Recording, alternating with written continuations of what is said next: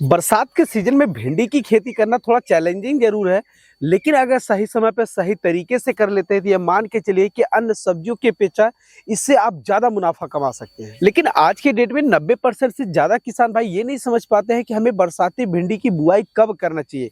मई में करना चाहिए, जून में करना चाहिए, जुलाई में करना चाहिए कि अगस्त में करना चाहिए, कब करना चाहिए, जिससे फसल में लागत कम, उत्पादन ज्यादा और अच्छा मंडी भाव मिलने की पूरी संभावना हो। तो अगर आप भी इस वर्ष बरसाती भिंडी की अगेती खेती करने जा रहे हैं और आपको ये नहीं समझ में आ रहा है कि इसकी बुआई कब करें, कौन से खेत में करें, किस विधि से करें, खासकर कौन सी वैरायटी के साथ लगाएं, तो इन सब के बारे में कम समय में डिटेल में जानकारी के लिए इस वीडियो को पूरा देखें।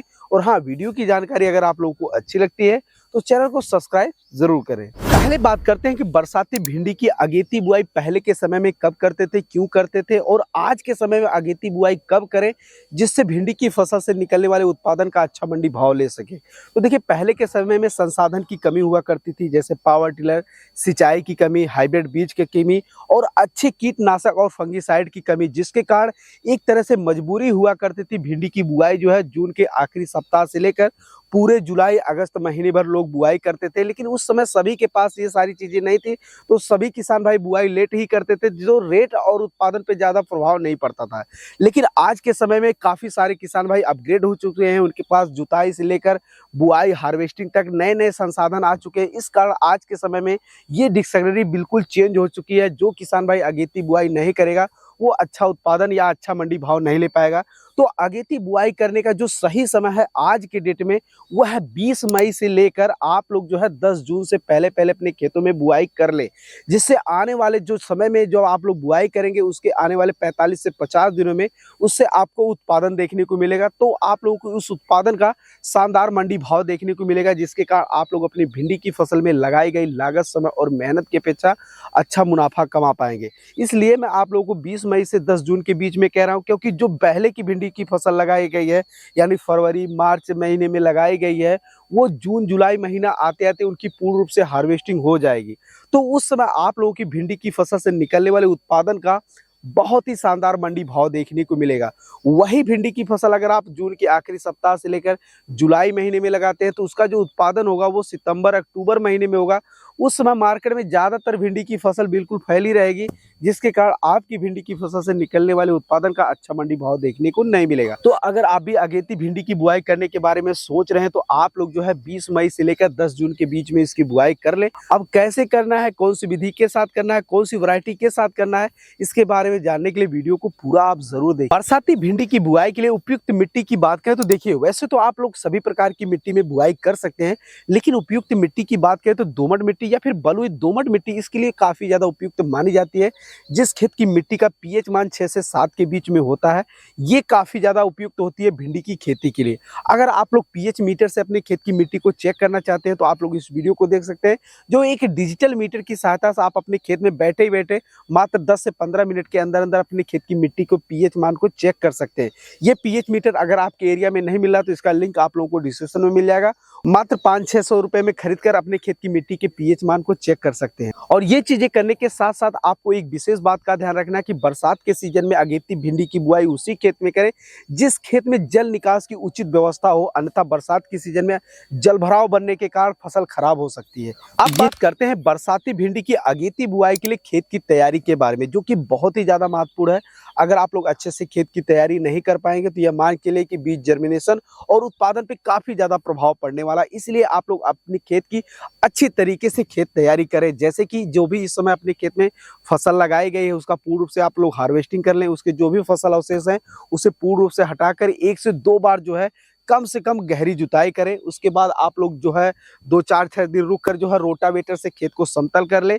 अगर आपके पास गोबर की सड़ी हुई खाद है तो पर एकड़ कम से कम 2 से 3 ट्रॉली जो है गोबर की सड़ी हुई खाद खेत में फैलाकर जो है उसकी एक बार सिंचाई कर दे। सिंचाई करने के बाद जब मिट्टी जुताई करने योग्य हो जाए तो पर एकड़ आप लोगों को कम से कम 50 से 60 केजी डीएपी और 15 से 20 केजी म्यूरेट ऑफ पोटाश डालने के साथ साथ जो है 8 से 10 केजी बेंटोनाइट सल्फर अपने खेतों में फैलाकर जो है उसकी जुताई कर ले, अच्छे से पाटा लगा ले। अब आप लोगों का जो खेत है वो भिंडी की बुआई करने योग्य बिल्कुल तैयार हो गया। अब बात करते हैं बरसात में भिंडी बुआई के लिए उपयुक्त वैरायटी के बारे में, और ये बहुत ही ज्यादा महत्वपूर्ण है। अगर आप लोग यहाँ पर चूक जाते हैं तो फसल में रोग बीमारी की समस्या ज़्यादा आएगी, जिससे आप लोगों की फसल में लागत तो ज़्यादा आएगी, पैदावार में भी कमी देखने को मिलेगी, जिससे आप लोग भिंडी की फसल से अच्छा मुनाफा नहीं कमा पाएंगे। तो इसके लिए आप लोग अपने एरिया के सबसे अच्छी वैरायटी का चयन करें, हाइब्रिड बीज का चयन करें, क्योंकि देसी किस्मों के अपेक्षा हाइब्रिड किस्में ज़्यादा उत्पादनशील होती हैं और उनमें रोग बीमारी की जो समस्याएं हैं वो भी बहुत ही कम देखने को मिलती है। अगर मैं आप लोगों को कुछ वैरायटियों के नाम बताऊं तो आप लोग एडवांटा कंपनी की तरफ से आने वाली राधिका वैरायटी का चयन कर सकते हैं, बहुत ही अच्छी वैरायटी है।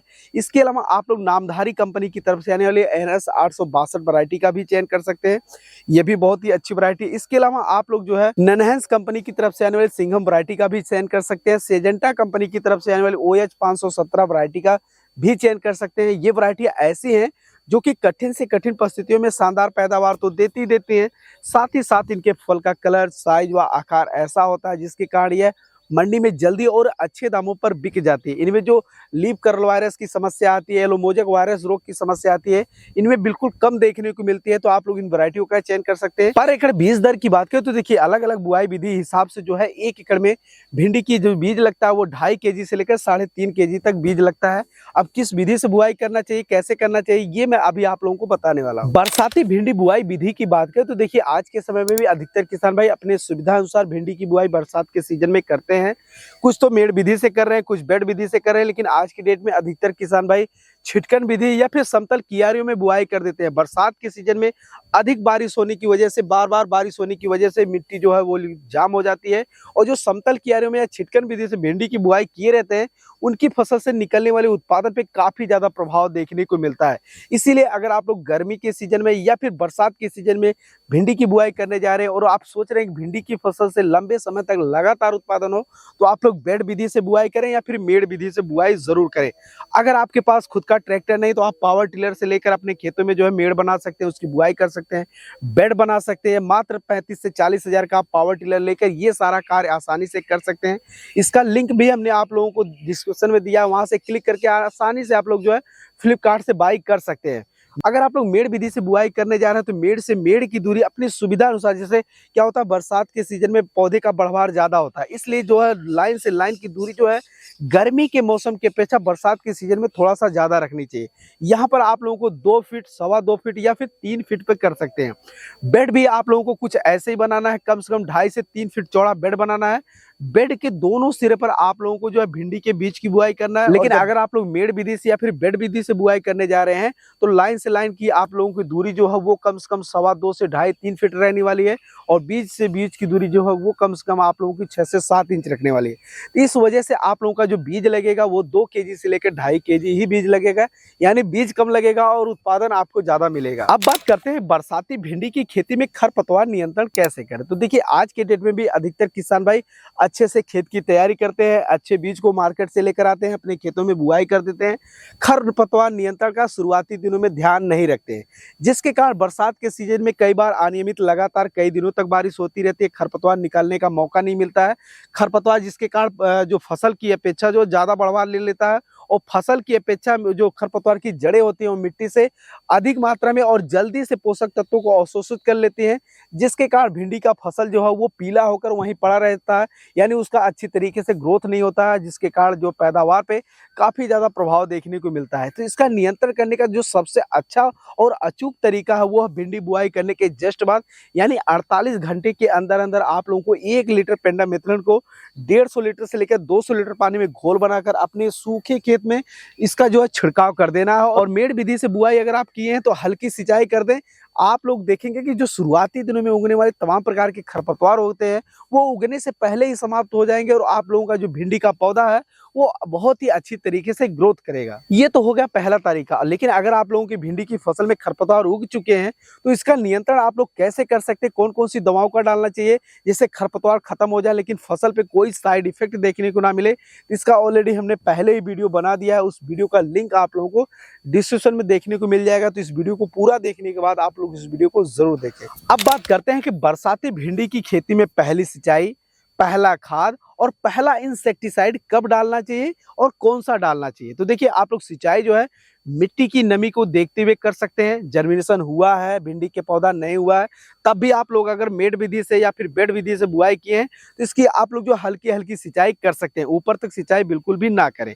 ये तो हो गया सिंचाई की बात। अगर खाद की बात करें तो जब भिंडी का बुआई किए हुए जो है 15 से 20 दिन हो जाए, यानी पौधा सभी मिट्टी से बाहर निकल कर आ जाए, उस समय आप लोगों को NPK 19-19 का छिड़काव करना है। कुछ किसान भाई यहाँ पे यूरिया DAP ऊपर से डालते हैं, तो भाई मैं आप लोगों को बता दूं कि भिंडी का पौधा बिल्कुल इतना सा है, उसकी जड़ें इतनी सी है, और आप लोग खाद डाल रहे हैं, उसकी जड़ें अवशोषित नहीं कर पाएंगी। अगर मान लीजिए आप बेड विधि से या मेड विधि से बुआई किए हैं, तो आप लोग खाद का छिड़काव करेंगे, वो तो सारा खाद नाली में आ जाएगा। तो जड़ें जब इतनी छोटी हैं तो क्या वो अवशोषित कर पाएंगे? बिल्कुल भी नहीं। तो इसके लिए सबसे अच्छा तरीका यही है कि आप लोग पत्तों के माध्यम से उसे खाद दो। इसके लिए आप लोग NPK 19-19 जो है छिड़काव करना है। पर एकड़ आप लोगों को 500 ग्राम लेना है और 100 से 120 लीटर पानी में घोल बनाकर अपनी फसलों में छिड़काव कर देना है। पानी कम क्यों ले रहे हैं?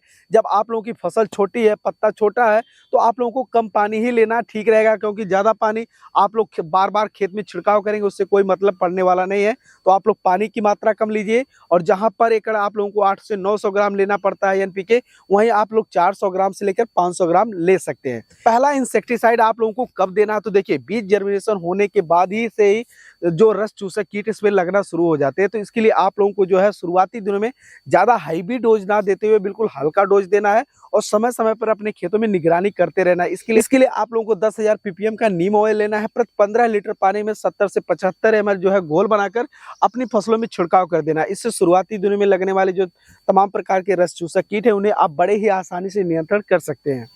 तो किसान भाई, इस तरीके से आप लोग जो है बरसाती भिंडी की अगेती बुआई करके आप लोग शानदार पैदावार ले सकते हैं। इसके अलावा कई सारे कार्य हैं, जैसे भिंडी की फसल में अगर ज्यादा लीफ कर्ल वायरस की समस्या आ गई, रस चूसक कीट आ गया, तो उसका निवारण कैसे करना है, इसका ऑलरेडी हमने पहले वीडियो बना दिया, लिंक डिस्क्रिप्शन में दिया गया है।